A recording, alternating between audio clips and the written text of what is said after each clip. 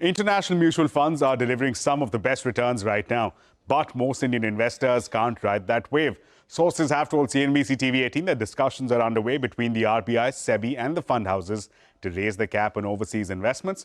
The limit was breached 2 years ago, locking Indian mutual fund investors out of this huge opportunity. Shivani Bajaj gets you more on this story.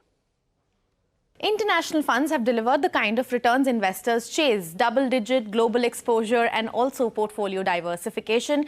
But Indian investors have largely missed it out. Even as international mutual funds surge ahead, most Indian fund houses remain barred from accepting fresh inflows into the global scheme. The reason? A regulatory cap. Indian mutual funds can only invest up to $7 billion overseas, while ETFs are limited to $1 billion. That cap was hit in early 2022 and it hasn't budged since. Now, sources tell CNBC-TV18 that RBI, SEBI and fund houses are in continuous discussions about raising these limits.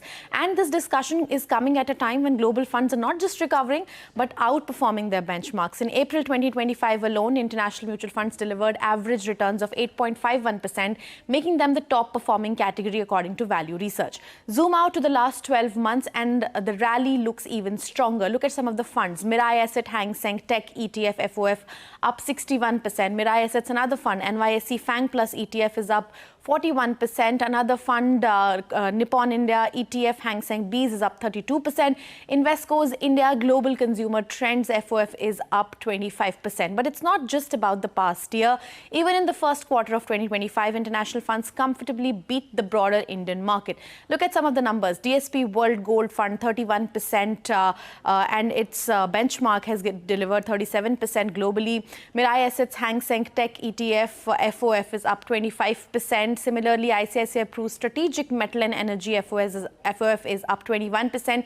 And Nippon India ETF Hang Seng Bees is up 15%. So all of these funds, including those investing in Brazil, look at HSBC Brazil Fund, 15.12% in a quarter, beating the benchmark. Compare all of this to BSE 500 TRI, which posted minus 4.39% over the same quarter. So the opportunity is clear. Despite delivering some of the strongest returns in the market, most of these funds remain close to Indian investors.